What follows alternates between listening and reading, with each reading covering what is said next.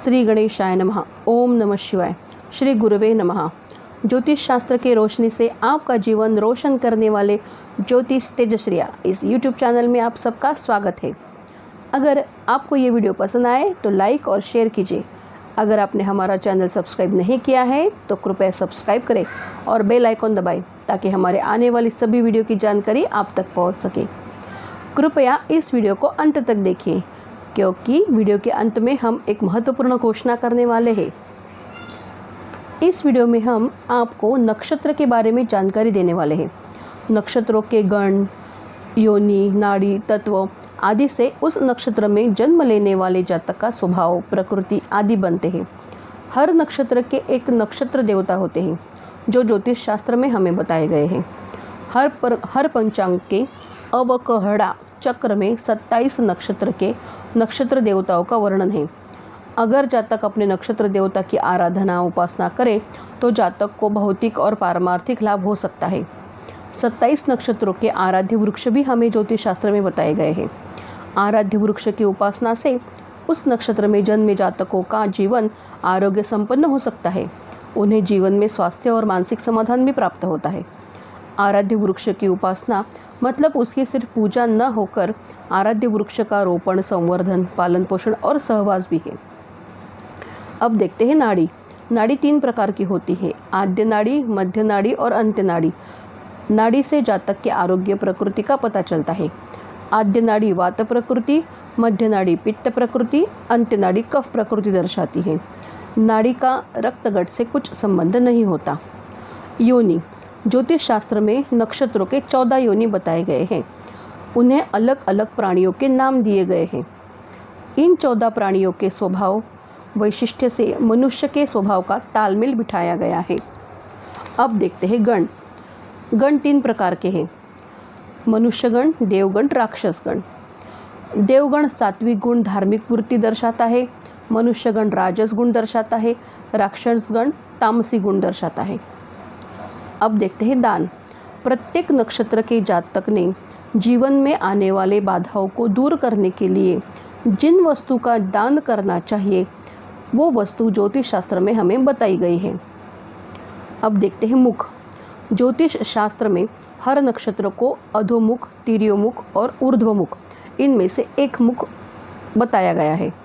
अधोमुख वाले नक्षत्र कठोर होते हैं, तिर्यक मुख वाले नक्षत्र मध्यम होते हैं और ऊर्ध्वमुख वाले नक्षत्र कोमल होते हैं।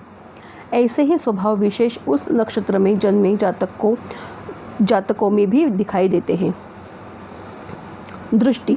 नक्षत्र को अंध दृष्टि, मंद दृष्टि, मध्य दृष्टि और सुलोचन दृष्टि में से एक दृष्टि होती है। अंधलोचनी नक्षत्रों पर गुम हुई वस्तु या व्यक्ति थोड़े ही प्रयासों में नज़दीक ही पूर्व दिशा में मिलने की संभावना होती है।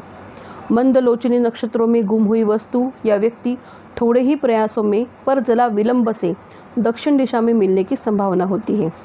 मध्यलोचनी नक्षत्रों में गुम हुई वस्तु या व्यक्ति बहुत ज़्यादा प्रयास करने पर पश्चिम या दक्षिण दिशा में मिलने की संभावना होती है। सुलोचनी नक्षत्रों में गुम हुई वस्तु या व्यक्ति कितने भी प्रयास किए जाए पर मिलते नहीं। व्यक्ति या वस्तु उत्तर दिशा में चले गए होते हैं। अब जानते हैं तत्व के बारे में। तत्व। नक्षत्र के 4 तत्व होते हैं: अग्नि तत्व, पृथ्वी, वायु और जल तत्व। अग्नि तत्व। अग्नि तत्व में रोग प्रतिकारक शक्ति अच्छी होती है। स्वावलंबन, आत्मविश्वास, उत्साह, महत्वाकांक्षा, वाद विवाद करना, दूसरों पर जल्दी से भरोसा न करना और ईश्वर भक्त इत्यादि गुण अग्नि तत्व के नक्षत्र में जन्मे जातकों के होते हैं। पृथ्वी। पृथ्वी तत्व में स्थिरत्व, स्तुतिप्रियता, प्रसिद्धि की चाह, संचय वृत्ति, उत्तम प्रकृति, जागरूकता, बचावात्मक पवित्रा, जिद्दी, मेहनती आदि गुण पृथ्वी तत्व के नक्षत्र में जन्मे जातकों में देखे जाते हैं। वायु तत्व। वायु तत्व उत्साह, सभ्यता, दूसरों का आदर करने वाला, दयालुता, सुसंस्कृत, उत्तम कल्पना शक्ति, आधुनिक सोच, कला प्रेमी, उत्तम ग्रहण शक्ति, व्यवहार चातुर और स्वार्थी इत्यादि गुण वायु तत्व के नक्षत्र में जन्मे जातकों में देखे जा सकते हैं। जल तत्व। अशक्तता, आलस, डर, शर्मिला स्वभाव, भावना प्रधानता, इत्यादि गुण जल तत्व के नक्षत्र में जन्मे जातकों में देखे जा सकते हैं। अब देखते हैं संज्ञा के बारे में। नक्षत्र को क्षिप्र, उग्र, मिश्र, ध्रुव, मृदु, तीक्ष्ण और चर ऐसे 7 संज्ञाएं दी गई है। क्षिप्र या लघु नक्षत्र। अभिजीत इस सूर्य नक्षत्र के साथ 4 क्षिप्र या लघु नक्षत्र है। क्षिप्र या लघु नक्षत्र काल में विक्री, अलंकार धारण करना, प्रेमालाप, शास्त्रीय विषयों की ज्ञान प्राप्ति, गायन, वादन, नृत्य कला आदि विषयों के बारे में कृति करनी चाहिए। उग्र या क्रूर नक्षत्र। 27 नक्षत्र में से 5 नक्षत्र उग्र या क्रूर है। इस नक्षत्र काल में अग्निकर्म, विष प्रयोग, शस्त्र प्रयोग, युद्ध इत्यादि कर्मों में सफलता मिलती है। मिश्र या साधारण नक्षत्र। 27 में से 2 नक्षत्र मिश्र या साधारण नक्षत्र हैं। अग्निहोत्रादि नित्य विधि और दूसरे साधारण कार्य इस नक्षत्र काल में शुरू करने चाहिए। ध्रुव स्थिर नक्षत्र। 27 में से 4 नक्षत्र ध्रुव या स्थिर नक्षत्र हैं। ध्रुव नक्षत्र काल में बीज बोना, मकान बनाना, शांति कर्म, बागकाम इत्यादि कार्य करने चाहिए।